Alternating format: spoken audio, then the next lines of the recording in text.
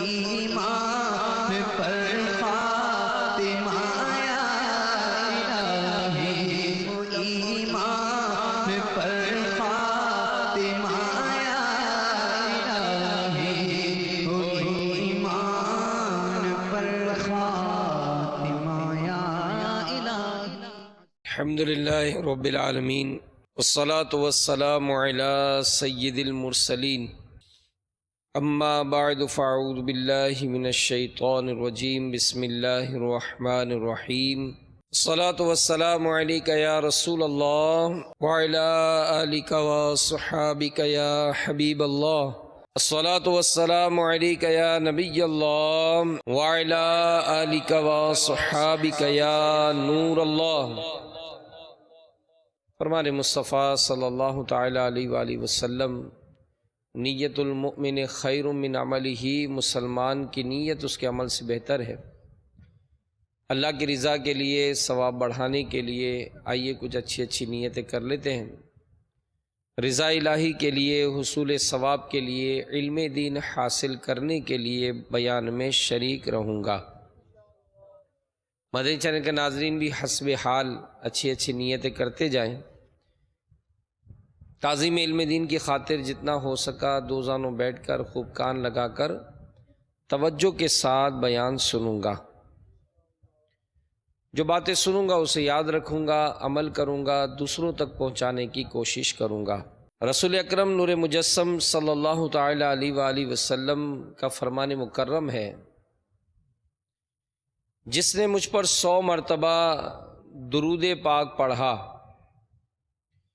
اللہ تعالیٰ اس کی دونوں آنکھوں کے درمیان لکھ دیتا ہے کہ یہ نفاق اور جہنم کی آگ سے آزاد ہے، اور اسے بروز قیامت شہداء کے ساتھ رکھے گا۔ صلو علی الحبیب صلی اللہ تعالی علی محمد وعلی آلہ وصحبہ وبارک وسلم۔ 7ویں صدی ہجری کی بات ہے کہ تاجروں کا ایک قافلہ مال تجارت لیے ملک عدن کی جانب رواں دواں تھا۔ ان تاجروں میں خواجہ کمال الدین سعود شیروانی بھی تھے۔ اچانک تیز ہوائیں چلنا شروع ہو گئیں اور سمندر میں طوفان آ گیا۔ خوفناک لہروں کے تھپیڑے جہاز سے ٹکرائے تو جہاز بھی ہچکولے کھانے لگا۔ جہاز میں افراتفری پھیل گئی، آہو فغاں، شور شرابہ شروع ہو گیا۔ خواجہ کمال الدین سعود نے تاجروں کو سمجھاتے ہوئے کہا کہ اللہ عز و جل کی بارگاہ میں توبہ کر کے دعا کرو کہ اللہ تعالی ہمیں خیر و عافیت سے منزل تک پہنچائے، اور سبھی اپنا تہائی مال راہ خدا عز و جل میں دینے کی نیت کرو۔ تو سب نے فوراً حامی بھر لی۔ خواجہ کمال الدین نے اسی وقت اپنے پیر و مرشد کو یاد کیا اور اللہ عز و جل کی بارگاہ میں مرشد کا وسیلہ پیش کرتے ہوئے دعا کی۔ تو لوگوں نے دیکھا کہ سامنے سے کشتی میں کوئی سفید ریش، سفید داڑھی والے حسین و جمیل بزرگ تشریف لا رہے ہیں، اور کشتی جوں قریب آ رہی تھی طوفان تھمتا جا رہا تھا، یہاں تک کہ طوفان ختم ہو گیا اور جہاز جانب منزل گامزن ہوا اور کشتی بھی نظروں سے غائب ہو گئی۔ اپنے سفر سے بخیر و عافیت لوٹنے کے بعد تمام تاجروں نے حسب نیت اپنے اپنے مال کا تہائی حصہ خواجہ کمال الدین کے سپرد کرتے ہوئے کہا کہ اسے آپ اپنی مرضی سے راہ خدا میں خرچ کر دیجئے۔ خواجہ کمال الدین نے سارا مال جمع کیا اور اپنے بھانجے فخر الدین گیلانی کو دے کر مدینۃ الاولیاء ملتان شریف میں اپنے پیر و مرشد کی بارگاہ میں ہدیتاً پیش کرنے کے لیے بھیج دیا۔ فخر الدین گیلانی نے سارا مال خواجہ کمال الدین کے پیر و مرشد کی بارگاہ میں پیش کیا تو فخر الدین گیلانی یہ دیکھ کر حیران رہ گئے کہ کم و بیش 70 لاکھ روپے کا خزانہ مرشد گرامی نے کھڑے کھڑے خیرات کر دیا اور ایک کوڑی بھی اپنے پاس نہ رکھی۔ تو فخر الدین گیلانی بہت متاثر ہوئے اور وہیں پر ان کے ہاتھ پر بیعت کر کے مدینۃ الاولیاء ملتان شریف میں ہی رہنے لگے۔ تو میٹھے میٹھے اسلامی بھائیوں اور مدنی چینل کے ناظرین، کیا آپ جانتے ہیں کہ اللہ عز و جل کے کرم و فضل اور اس کی عطا سے اپنے مریدوں کو طوفان سے نکالنے والے اور 70 لاکھ کی خطیر رقم ایک ہی وقت میں خیرات کر دینے والے یہ بزرگ کون تھے؟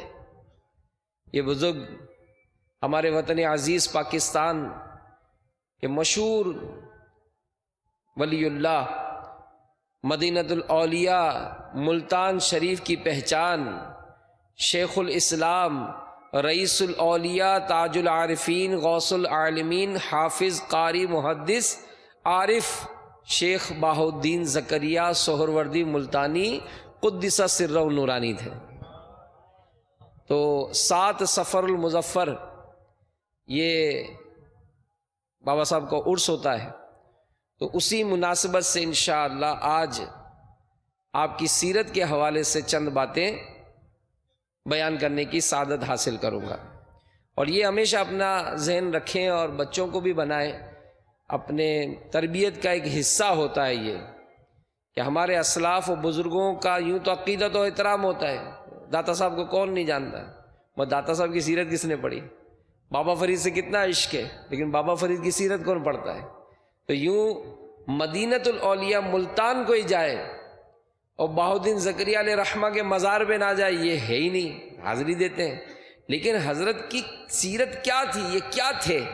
وہ کون سی ایسی باتیں تھی کہ جس نے آج تک ان کے نام کو زندہ رکھا؟ وہ جب زندہ تھے تو فیوز و برکات تو لٹاتے ہی تھے، آخر وہ کون سی کشش تھی کہ جس نے آج بھی ان کے مزار پر آنے والوں کا تاتا باندھ کے رکھا ہے؟ آج بھی فیوز و برکات ملتے ہیں۔ تو آئیے سنتے ہیں کہ کس قدر ان کی سیرت میں ہم کو بھی مدنی پھول ملتے ہیں۔ شیخ الاسلام حضرت بہاؤالدین زکریہ سہروردی قریشی ملتانی رحمۃ اللہ تعالی علیہ کی ولادت باسعادت 27 رمضان المبارک 566 ہجری مطابق 3 جون 1171 شب جمعہ یعنی جمعرات و جمعہ کی درمیانی رات پنجاب کے ضلع لیا کے ایک قصبے کوٹ کروڑ میں وقت صبح ہوئی۔ اب یہ ہو سکتا ہے کہ وہاں کے رہنے والوں کو بھی آج پتہ چلے کہ کوٹ کروڑ جو ہے وہ آج کل لال عیسن کے نام سے ضلع لیا کا شہر ہے یہ۔ تو یہ اس شہر میں، اس قصبے میں پیدا ہوئے، اور آپ رحمت اللہ تعالی علیہ نسباً قریشی الاسدی تھے، اور صحابی رسول حضرت سیدنا حبار بن اسود رضی اللہ تعالیٰ عنہ کی اولاد سے تھے، اور 21 واسطوں میں آپ رحمت اللہ تعالیٰ علیہ کا نسب سرکار دو عالم نور مجسم صلی اللہ علیہ وآلہ وسلم کے جد امجد حضرت قصا بن کلاب سے جا ملتا ہے۔ تو آپ کے والد حضرت مولانا وجیہ الدین محمد غوث بن کمال الدین ابو بکر رحمت اللہ تعالیٰ علیہ یہ زبردست عالم دین اور کمالات ظاہری و باطنی سے آراستہ تھے، اور آپ کی والدہ ماجدہ بی بی فاطمہ یہ مولانا حسام الدین ترمذی رحمت اللہ تعالیٰ علیہ کی صاحبزادی تھی۔ اب یہ ہمارے بہاؤالدین زکریہ ملتانی رحمت اللہ تعالیٰ علیہ علماء لکھتے ہیں کہ مادر ذات ولی تھے، اور آثار و علامات ولایت یہ بچپن سے ہی ظاہر ہوتے تھے۔ یعنی جب آپ پیدا ہوئے تو رمضان کا مہینہ تھا، تو لکھا گیا کہ آپ رمضان مبارک میں دن کے وقت دودھ نہ پیتے تھے، دن کے وقت دودھ نہ پیتے تھے، اور آپ کے والد ماجد حضرت وجیہ الدین محمد غوث رحمت اللہ تعالی علیہ جب آپ کے پاس تلاوت کرتے تھے یعنی قریب بیٹھ کر کمرے میں، تو آپ رحمت اللہ تعالی علیہ ماں کا دودھ چھوڑ کر تلاوت کی طرف توجہ ہوتے، یعنی گویا غور سے سنتے تھے۔ ابتدائی تعلیم آپ نے مولانا نصیر الدین بلخی سے حاصل کی، اور 12 سال کی ہی کم و بیش عمر تھی کہ آپ کے والد ماجد دنیا سے پردہ فرما گئے، لیکن آپ میں علم دین حاصل کرنے کا جذبہ تھا، اور یہی وجہ تھی کہ آپ نے اپنے چچا جان کو سارے انتظامات سنبھالنے کی التجا کی اور خود علم دین حاصل کرنے کی اجازت چاہی۔ اب یہاں بڑی ایک اہم بات میں عرض کروں گا ساتھی، کہ اگر ہمارے یہاں کوئی ایسا کانسیپٹ آتا ہے تو ہم مطلب بجائے کوئی اپنا ہی بھتیجا ہو یا اپنے ہی گھر میں کوئی ایسا معاملہ ہو تو اس بچے کی کیا تعلیم و تربیت پر کوئی ہم قربانی دیتے ہیں یا اس کو بھی کام دھندے میں ہی لگا دیتے ہیں۔ تو چچا جان نے جب یہ معاملات دیکھے تو اپنے بھتیجے کو گلے لگایا اور فرمایا کہ یہ سیم و زر یعنی سونے چاندی کے چند سکے یہ تمہاری پہچان نہیں، تمہارا تخت مسند علم ہے اور تمہارا تاج یہ دستار فضیلت ہے، اور یہی تمہاری شناخت ہے۔ یعنی حوصلہ افزائی کی کہ یہ علم دین حاصل کرنے جا رہا ہے، یہ عالم دین بننے جائے گا، تو یہی ترقی اور عروج ہے۔ مال و اسباب کمانا اور صرف مال و دولت کما لینا، جاہل لینا کہ جناب اس کو اپنی نمازیں پڑھنا نہ آئے، اس نے دنیا کی ڈگری حاصل کر لی قرآن پڑھنا نہ آئے، اس کو بہت کچھ یاد ہو دنیا کا فارمولے لیکن 6 کلمے یاد نہ ہو، اس کو وضو اور غسل کے فرائض تک نہ آتے ہوں، بھلے نہ وہ دنیاوی طور پر بہت شہرت پالے، بہت عزت پالے، بہت مال کما لے، لیکن کیا جائے گا ہمارے ساتھ؟ تو اب یہاں یہی دیکھا جا رہا ہے کہ شیخ بہاؤالدین زکریا رحمت اللہ تعالی علیہ کے چچا نے اپنے بھتیجے کے طلب علم کے جذبے کو سراہا، اور آج بدقسمتی سے اس معاشرے میں بھی دیکھا جاتا ہے کہ ہمارے گھر کا کوئی نوجوان، ہمارا بھائی، ہمارا بیٹا، جی ہاں ہمارا بھائی، سگا بھائی، بیٹا، یہ آگے بڑھ کر اگر علم دین حاصل کرنے کے لیے بڑھتا ہے، نہیں تم مولانا بنو گے، تم داڑھی رکھو گے، تم مسجد کے امام بنو گے، نہیں آؤ میں تمہیں دکان کھول دیتا ہوں، میں تمہیں کاروبار دلا دیتا ہوں، فلاں جگہ میرے تعلقات ہیں، آؤ میں تمہیں وہاں نوکری لگا دیتا ہوں، ارے بیرون ملک بھیج دوں گا، بہت ترقی کرو گے، بہت عروج کرو گے۔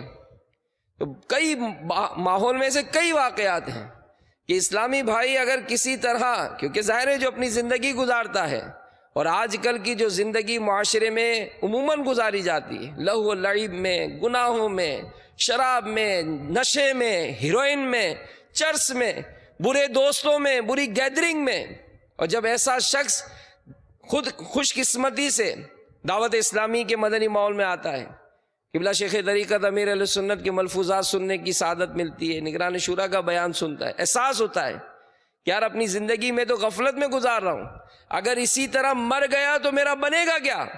تو ایسی صورت میں وہ شخص اپنے اندر مدنی انقلاب برپا کرتا ہے، وہ چینج چاہتا ہے، وہ چینج ہونا چاہتا ہے۔ اب اگر گھر میں ہی اس کی مخالفت ہوتی ہے، گھر میں ہی اس کا ذہن خراب کیا جاتا ہے، امامہ پہننے پہ پابندی، داڑھی رکھنے پہ پابندی، نمازیں پڑھنے پہ پابندی، معاذ اللہ نماز کے لیے جانے پر پابندی، یہاں تک کہ داڑیاں کاٹ دیتے ہیں، جی ہاں سویا ہوا ہوتا ہے نوجوان، اس کی داڑھی کاٹ دیتے ہیں، امامہ چھپا دیا جاتا ہے، اس کی حوصلہ افزائی نہیں کی جاتی، اس کو ملا کہہ کے ٹالا مطلب ستایا جاتا ہے، طنز کیا جاتا ہے۔ ایک اسلامی بھائی، یہ غالباً 1988 کی بات ہے، یہ دعوت اسلامی کے مدنی ماحول سے وابستہ ہوا، نمازوں کی پابندی کے ساتھ ساتھ اس نے چہرے پہ داڑھی شریف سجا لی، سر پہ امامہ شریف بھی سجا لیا۔ اس نے مدرسۃ المدینہ بالغان، یہ رات کو مدرسۃ المدینہ لگائے جاتے ہیں، میں آپ کو بھی دعوت دیتا ہوں کہ اگر آپ نے اب تک قرآن کریم نہیں پڑھا، آپ قرآن کریم سیکھیں، جی ہاں خود آگے بڑھ کر اسلامی بھائیوں سے رابطہ کریں کہ میں پڑھنا چاہتا ہوں، اور یہ 40 منٹ کا مختصر سا مدرسۃ المدینہ بالغان ہوتا ہے۔ تو اب اس نے وہ پڑھنا شروع کر دیا۔ اب اس کا تعلق ایک ماڈرن اور امیر گھرانے سے تھا، گھر والوں نے اس کی زندگی میں جو مدنی انقلاب آیا وہ سمجھ میں نہیں آیا، انہوں نے مخالفت شروع کر دی، طرح طرح سے دل آزاریاں کرنے لگے، سنتوں پہ چلنے میں راہ میں رکاوٹیں کھڑی کرنے لگے۔ 3 سال تک تو اس نے برداشت کیا، بالآخر اس نے ہتھیار ڈال دیے، داڑھی منڈوا کر دعوت اسلامی کے مدنی ماحول کو خیر آباد کر دیا۔ بڑے بھائی چونکہ ڈاکٹر تھے، اس لیے اسے بھی ڈاکٹر بننے کے لیے یہ پنجاب کے ایک شہر سردار آباد فیصل آباد لے آئے، میڈیکل کالج میں اس کو داخلہ کرا دیا۔ اب ماحول کیسا ہے ہمارے یہاں، وہاں بھی برا ماحول ملا اس کو۔ وہ شخص جو دعوت اسلامی کے مدنی ماحول سے وابستہ ہوا تھا نوجوان، آج برے دوستوں کی نحوست کی وجہ سے چرس پینے لگا، سخت بیمار ہوا، والد گھر لے آئے، والد صاحب نے علاج پر لاکھوں روپے خرچ کر ڈالے مگر صحت یاب نہ ہوا اور نہ ہی سدھرا، بلکہ اب وہ ہیروئن کا نشہ کرنے لگا۔ کثرت سے نشہ کرنے کی وجہ سے سوکھ کر کانٹا ہو گیا، دانتوں کی سفیدی غائب ہو کر اس پر کالک کی تہ چڑھ گئی، اور جب یہ تحریر دی گئی تو اس وقت لکھا گیا کہ پاگلوں کی طرح زندگی گزار رہا ہے۔ لیکن دیکھیے، والد صاحب اب مدنی ماحول سے وابستہ ہو گئے، والد صاحب داڑھی رکھ لی، امامہ پہن لیا، اور اب پچھتا رہے ہیں کہ کاش اس وقت مجھے دعوت اسلامی کی اہمیت سمجھ میں آتی تو میں اپنے بیٹے کو دعوت اسلامی کے مدنی ماحول سے دور نہ کرتا، شاید آج مجھے یہ دن دیکھنے نہ پڑتے، مگر اب پچھتاوے کیا ہوت جب چڑیا چگ گئیں کھیت۔ تو میرے میٹھے میٹھے پیارے پیارے اسلامی بھائیوں، یاد رکھیے، آپ کا پیارا بیٹا، آپ کا جگر کا ٹکڑا، آپ اپنی امی کی آنکھوں کا تارا ہی صحیح، لیکن یہ مت بھولیے کہ وہ اللہ عز و جل کا بندہ اور اس کے پیارے حبیب صلی اللہ علیہ وآلہ وسلم کا امتی اور اسلامی معاشرے کا ایک فرد ہے۔ اگر آپ کی تربیت اسے اللہ عز و جل کے درست طریقے پر عبادت، سرکار مدینہ صلی اللہ علیہ وآلہ وسلم کی سنت اور اسلامی معاشرے میں اس کی ذمہ داری نہ سکھائی تو اسے اپنی اطاعت گزار فرزند دیکھنے کے سنہرے خواب یہ دیکھنا چھوڑ دیجئے۔ جی ہاں، یہ اسلام ہی ہے، یہ اسلام ہی ہے جو والدین کا ادب سکھاتا ہے، ان کو بڑھاپے میں اولڈ ہاؤس میں جمع کرانے کی تربیت نہیں دیتا، وہ والدین کی تادم حیات ان کی خدمت کرنے کا ذہن دیتا ہے۔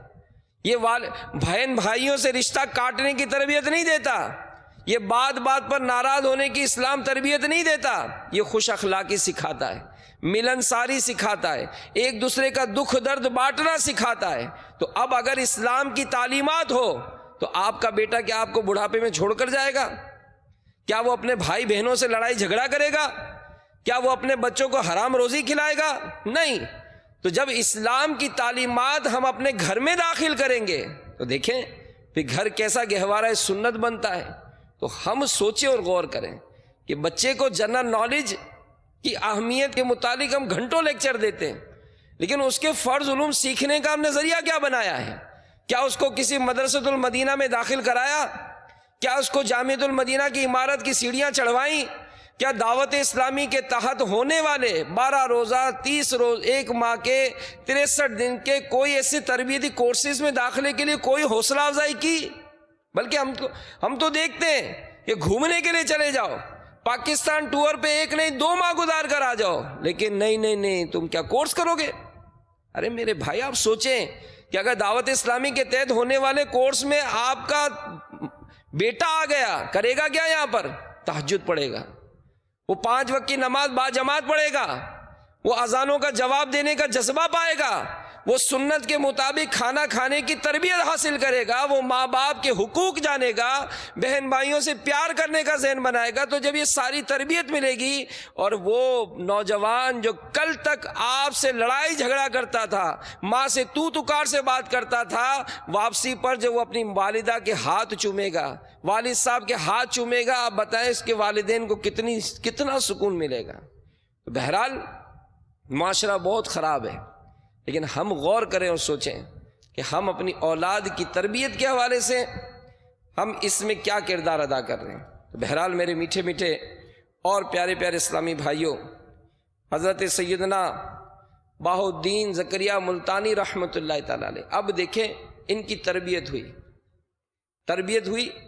تو کیا آپ کی سیرت میں لکھا علماء نے کہ شیخ الاسلام حضرت بہاؤالدین زکریا ملتانی رحمۃ اللہ تعالیٰ علیہ جب بخارا میں قیام پذیر تھے تو لوگ آپ رحمۃ اللہ تعالیٰ علیہ کے اوصاف حمیدہ اور اخلاق حسنہ سے متاثر ہو کر آپ کو بہاؤالدین فرشتہ کہتے تھے.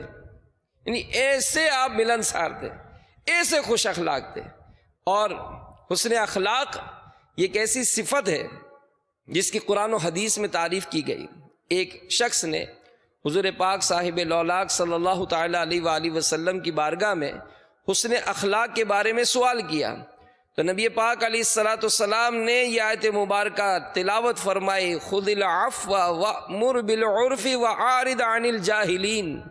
ترجمہ کنز ایمان کہ اے محبوب معاف کرنا اختیار کرو، بھلائی کا حکم دو، جاہلوں سے منہ پھیر لو. پھر ارشاد فرمایا کہ حسن اخلاق یہ ہے کہ تم قطع تعلق کرنے والے سے صلہ رحمی کرو، جو تمہیں محروم کرے اسے عطا کرو، جو تم پہ ظلم کرے اسے معاف کر دو. اب یہ اگر ہمارے معاشرے میں فارمولہ امپلیمنٹ ہو جائے کہ قطع تعلق کرنے والوں سے صلہ رحمی کی جا رہی ہے، جوڑا جا رہا ہے کہ جوڑ کے لیے پیدا ہوئے، توڑ کے لیے پیدا نہیں ہوئے، تو اب اگر کوئی شخص اس صفت مل جاتی ہے اس کو، آپ بتائیں کہ رشتہ داروں میں ناچاکیاں ہوں گی، بھائی بہن آپس میں رشتہ کاٹیں گے؟ کبھی نہیں ہوگا. پھر آج محروم کیا جاتا ہے تو اس نے مجھے محروم کیا، میں بھی محروم کروں گا، اس نے میرے پاس زیادتی کی، میں بھی زیادتی کروں گا، ہے نا، بدلہ لیا جاتا ہے. اب یہ بدلہ لینے کا کانسیپٹ اگر ہمارے معاشرے سے ختم ہو جائے سکون ہو جائے گا کہ نہیں؟ پھر کہا گیا کہ جو تم پر ظلم کرے اسے معاف کر دو. کیسا پیارا انداز، یہ اسلام کی تربیت ہے. تو یہ کب ہوگی؟ جب ہم اپنے بچوں کو خود بھی ایسا نہیں کہ بچے داڑھی رکھ لیں، امامہ پہن لیں تو ہمارے جگر ٹھنڈا ہو جائے. میں اپنے آپ کو بھی تو دیکھوں نا، کتنا جی کے بھی کتنا جیوں گا بھائی. اب 50 سال 60 سال کی عمر ہو گئی، چہرے پہ اب تو داڑھی آ جانی چاہیے، اب تو نمازوں کی پابندی ہو جانی چاہیے، اب تو قرآن پڑھنے کا شوق ہو جانا چاہیے. نہیں اب بھی میں دکان جاؤں گا، حالانکہ دکان پہ کوئی کام نہیں ہوتا. ٹھیک ہے، آ جائیں دعوت اسلامی کے مدنی مراکز میں، آ جائیں یہاں علم دین حاصل کریں. الحمدللہ جمعہ ہفتہ اتوار کچھ اسلامی بھائی آتے ہیں یہاں پر، 3 دن گزارتے ہیں، امیر اہل سنت کی صحبت پاتے ہیں، مدنی مذاکروں میں شرکت کرتے ہیں. تو اس طرح سے اپنے دعوت اسلامی کے اسلامی بھائیوں کا قرب حاصل کریں اور پھر ذوق و شوق پیدا کریں. حضور شیخ بہاؤالدین زکریا رحمۃ اللہ تعالی علیہ، آپ کو قرآن پاک کی تلاوت کا بڑا جذبہ تھا. یہاں تک لکھا کہ ہر شب میں حضور پورا قرآن پڑھا کرتے تھے. ایک رات شیخ بہاؤالدین زکریا ملتانی، اب دیکھیں یہ بزرگوں کی صحبت، یہ بزرگوں کی صحبت یہ کیا دلاتی ہے. آپ نے ارشاد فرمایا اپنے دوستوں سے کہ تم میں کوئی ایسا شخص ہے جو آج کی رات 2 رکعت میں تمام کرے اور 1 رکعت میں کامل قرآن شریف پڑھے. حاضرین میں سے کسی کو ہمت نہ ہوئی تو شیخ بہاؤالدین زکریا رحمۃ اللہ تعالیٰ علیہ نے خود کھڑے ہوئے اور 2 رکعت نماز شروع کی. پہلی رکعت میں پورا قرآن مجید اور 4 پارے مزید تلاوت فرمائے، دوسری رکعت میں سورہ اخلاص پڑھی اور نماز مکمل فرمائی. اور یہاں تک لکھا علماء نے کہ آپ کا معمول تھا کہ تہجد کی نماز کے بعد قرآن پاک کا آغاز فرماتے اور نماز فجر سے پہلے مکمل فرما لیتے.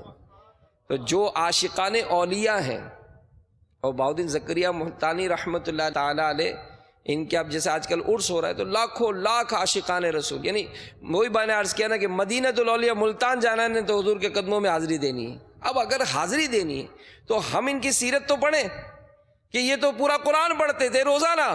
کیا میں نے اپنی زندگی میں 1 مرتبہ بھی قرآن پڑھا؟ میں تو پڑھنا ہی نہیں جانتا ہوں. یہ تو رات بھر نوافل پڑھتے، کیا میں 5 وقت با جماعت نماز ہی پڑھ لیتا ہوں؟ تو چیک تو کریں، غور تو کریں کہ ہمارے یہ اسلاف و بزرگان دین ہمیں تربیت کیا دے رہے ہیں، تعلیم کیا دے رہے ہیں. اور پھر ایک وسوسہ آ سکتا ہے کہ یہ کیسے ممکن ہے کہ بندہ تہجد سے لے کر فجر تک مکمل قرآن کی تلاوت کر لے اور ایک ہی رکعت میں پورا قرآن مکمل کر لے. بظاہر یہ ہمیں بہت مشکل اور ناممکن نظر آتا ہے، مگر یاد رکھیے کہ اللہ تعالیٰ اپنے نیک بندوں کو ایسی طاقت و قوت عطا فرما دیتا ہے اور ان کے لیے وقت بھی رک جاتا ہے۔ مفسر شہیر حکیم الامت مفتی احمد یار خان نعیمی رحمۃ اللہ تعالی علیہ فرماتے ہیں کہ سیدنا عثمان غنی رضی اللہ تعالیٰ عنہ نے ایک رات میں ختم قرآن کیا ہے۔ سیدنا داؤد علیہ السلام چند منٹ میں زبور شریف پڑھ لیا کرتے تھے، اور حضرت سیدنا علی رضی اللہ تعالیٰ عنہ یہ گھوڑا کسنے سے پہلے قرآن کریم ختم کر لیا کرتے تھے۔ اللہ کی عطا ہے، اللہ جسے چاہے جیسے عطا فرمائے۔ تو خیر، اتنا عبادت ریاضت ہونے پر اگر ہمارا کوئی معاملہ ہو جائے، چند دن تہجد پڑھ لیں، وہ امیر علیہ السلام فرماتے ہیں کہ اگر تہجد پڑھتے نا تو دروازہ زور سے کھولتے ہیں، دھاڑ کر کے زور سے بند کرتے کہ گھر میں سے کسی کی آنکھ کھل جائے۔ او ہو، اچھا تہجد پڑھ رہے ہیں۔ اگر دن میں روزہ رکھا تو پیٹ میں گڑ گڑ ہوتی ہے کہ پتہ تو چلے یار میں نے روزہ رکھا ہے، زبان پھیرتے ہیں یار آج بڑی گرمی ہے، یار بڑی گرمی ہے، تو کوئی کہے گا حضرت پانی پلاؤں؟ نہیں، وہ محرم الحرام میں 9-10 کو روزہ رکھا تھا نا، تو ماہ حرام میں 3 روزے رکھنے کی فضیلت ہے، تو ایک روزہ آج بھی رکھ لیا تھا میں نے کہ چلو 3 پورے ہو جائے۔ تو یہ بتانے کا مقصد کیا کہ ماں بدولت کی عبادت کا علم ہو جائے۔ او ہو، تہجد پڑھ رہے ہیں تو یہ تو نفلی روزے رکھتے ہیں، وہ اتنا قرآن پڑھتے ہیں، یہ ان کے ہاتھ میں تو ہر وقت تسبیح ہوتی ہے، یہ ذکر و اذکار میں لگے رہتے ہیں۔ تو اب اگر لوگوں کو دکھانے کے لیے کرتے ہیں پھر کیسے چلے گا؟ تو بہاؤالدین زکریا ملتانی رحمۃ اللہ تعالیٰ علیہ اب عبادت ریاضت اتنے معتقدین قریب ہوں اور ہزاروں خدام ہونے کے باوجود اپنے کام خود کر لیا کرتے تھے۔ کسی کام کو اس لیے نہ روکتے تھے کہ خادم آگے کرے گا، بلکہ بعض اوقات خدام کی موجودگی میں بھی اپنا کام خود کر لیا کرتے، اور یہ بزرگوں کا انداز ہے۔ امیر اہل سنت کی بارگاہ میں اسلام بھائی حاضر تھے، تو چائے پی رہے تھے۔ اب چائے پی کے عموماً کپ وہیں رکھ کے اور اٹھ جاتے ہیں، تو امیر اہل سنت نے ان کپوں کو اٹھا کر دیوار کی طرف رکھا۔ ان اسلام بھائی سے فرمایا کہ اس میں میری یہ نیت تھی کہ اس کو سائڈ پہ اس لیے کیا جائے تاکہ کسی کا پیر نہ لگ جائے۔ ٹھیک، اب کھڑے ہو گئے، تو جیسے ہی کھڑے ہوئے تو امیر اہل سنت نے پھر وہ کپ اٹھائے، اور جو رکھنے کی باورچی خانے میں جگہ ہوتی ہے تو وہاں جا کے رکھے۔ اب وہ اسلام میں لگا اٹھا کے رکھے، تو کہا اس کام کو کرنے میں میری 2 نیت تھی۔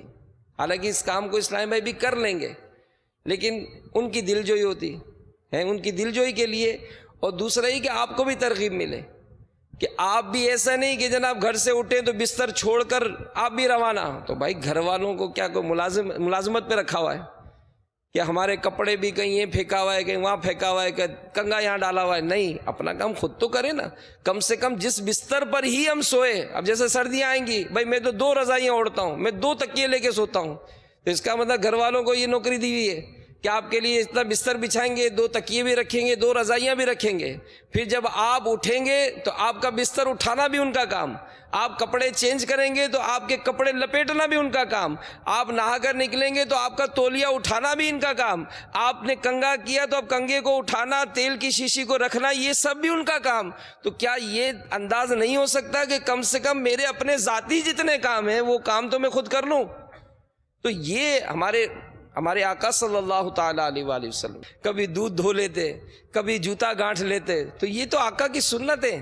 تو اسلاف و بزرگان دین یہ بھی اپنے متعلقین کو یہی انداز و تربیت عطا فرماتے۔ پھر حضرت شیخ بہاؤالدین زکریا ملتانی رحمۃ اللہ تعالیٰ علیہ، سبحان اللہ، یہ مہمان نواز بھی تھے، اور آج بھی ان بزرگوں کی شان اور عظمت کو کیا کہنا کہ آج حالانکہ دنیا سے چلے گئے، میں ان کے دربار پر جو آتے ہیں اس کی بھی مہمان نوازیاں ہوتی ہیں۔ کیسی عظمت ہے، کیسا شان ہے، کیسی برکتیں ہیں، اللہ ان کے صدقے ہماری مغفرت فرمائے۔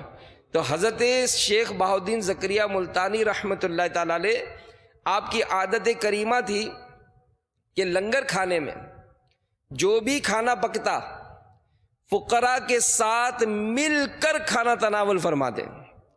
ایک مرتبہ فقراء کی ایک بڑی جماعت دسترخوان پر شریک تھی، آپ رحمت اللہ تعالیٰ نے ہر فقیر کے ساتھ ایک ایک لقمہ کھایا۔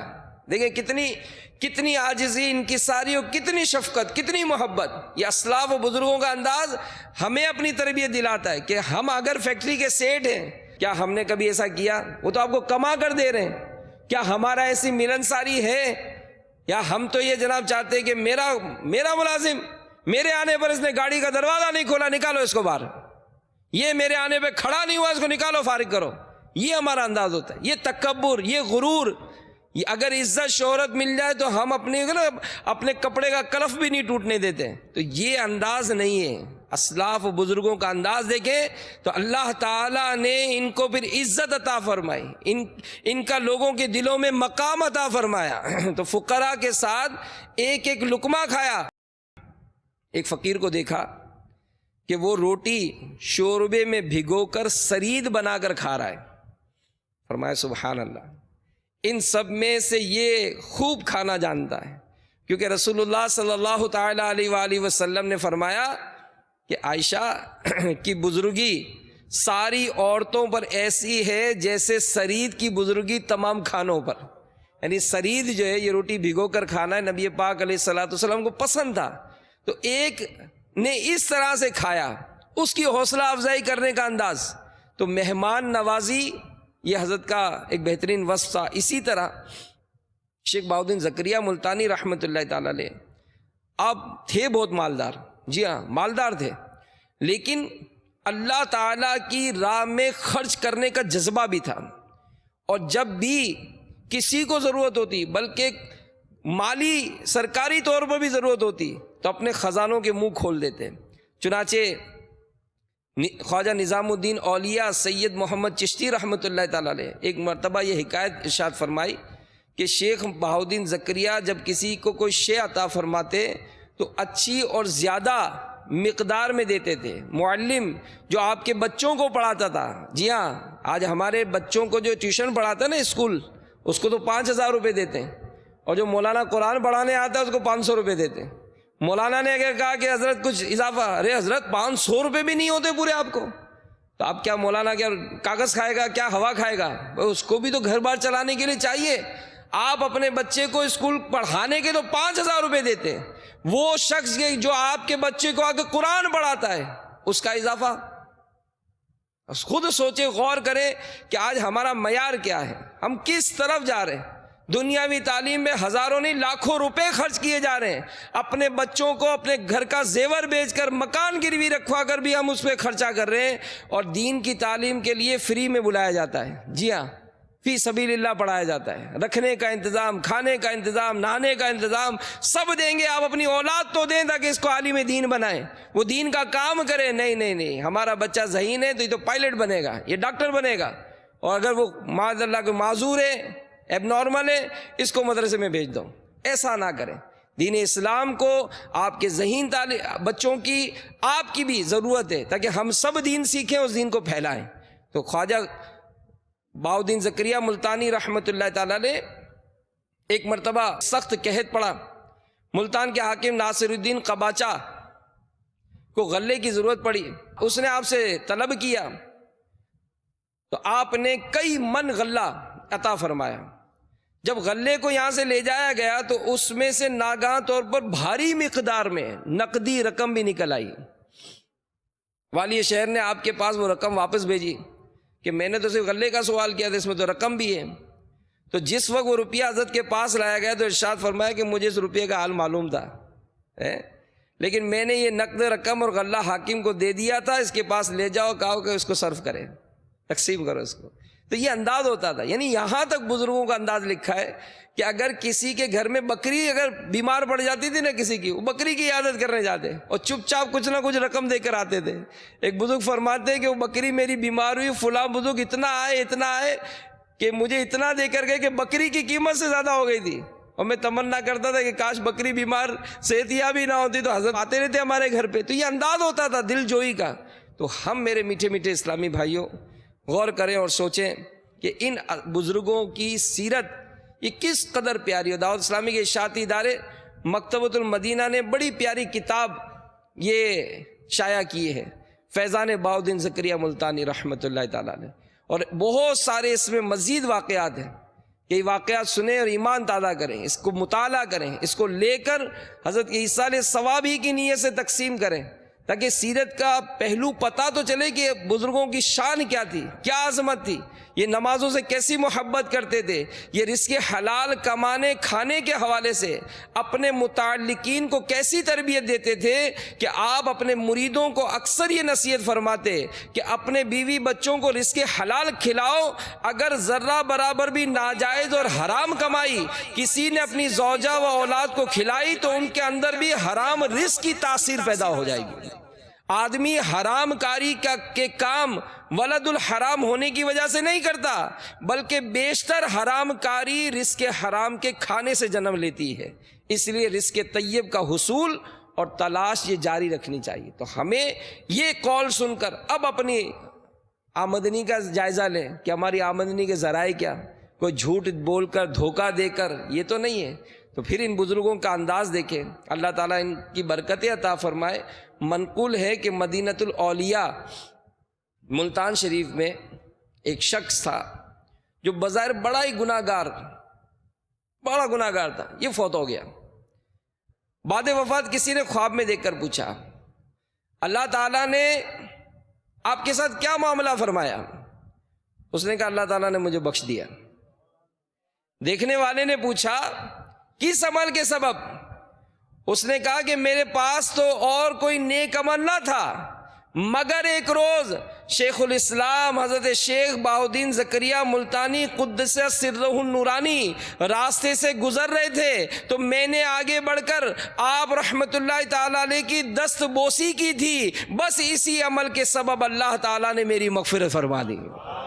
تو یہ بزرگوں سے محبت، ان سے عقیدت، ان کی چاہت، ان کے ایصال ثواب کے لیے کچھ نہ کچھ پڑھنا۔ علماء نے بڑی پیاری بات لکھی ہے کہ ہم اپنی حیثیت کے مطابق ان کو تحفہ دیں گے۔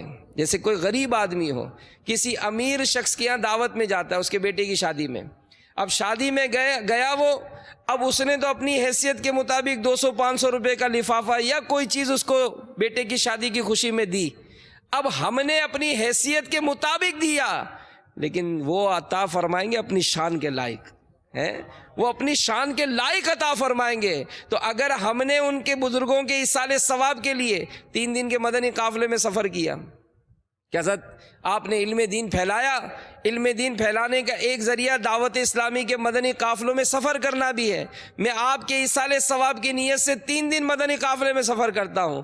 آپ اندازہ لگائیں کہ 3 دن کا یہ مدنی قافلے میں سفر کرنا اگر ان کو پسند آ گیا، انہوں نے ہمارے لیے ہاتھ اٹھا دیے، دعا کر دی، یہ بتائیں کہ 3 دن کا مدنی قافلہ یہ ہماری زندگی کا کیسا بابرکت کام ہو جائے گا۔ تو اس طرح سے بزرگوں کے ایصال ثواب کے لیے نیک اعمال، نیک افعال یہ کرتے رہنا چاہیے۔ اور حضرت کی کافی کرامات لکھی ہیں۔ حضرت خواجہ نظام الدین اولیاء اور سید محمد محبوب الہی فرماتے ہیں کہ میں نے ایک بزرگ سے سنا ہے کہ شیخ الاسلام حضرت شیخ بہاؤالدین زکریا ملتانی رحمۃ اللہ تعالیٰ علیہ کے جسم مبارک اور لباس پر کسی شخص نے عمر بھر مکھی کو بیٹھتے نہیں دیکھا۔ اللہ تعالیٰ ان کا فیضان ہم سب کو نصیب فرمائے، ان کے فیوز و برکات سے مالا مال فرمائے۔ اس کتاب کو لیجئے، صرف 17 روپیہ ہدیہ پر مکتبۃ المدینہ کے بستے پر دستیاب ہے۔ اللہ تعالیٰ عمل کی توفیق عطا فرمائے۔ ایمان پر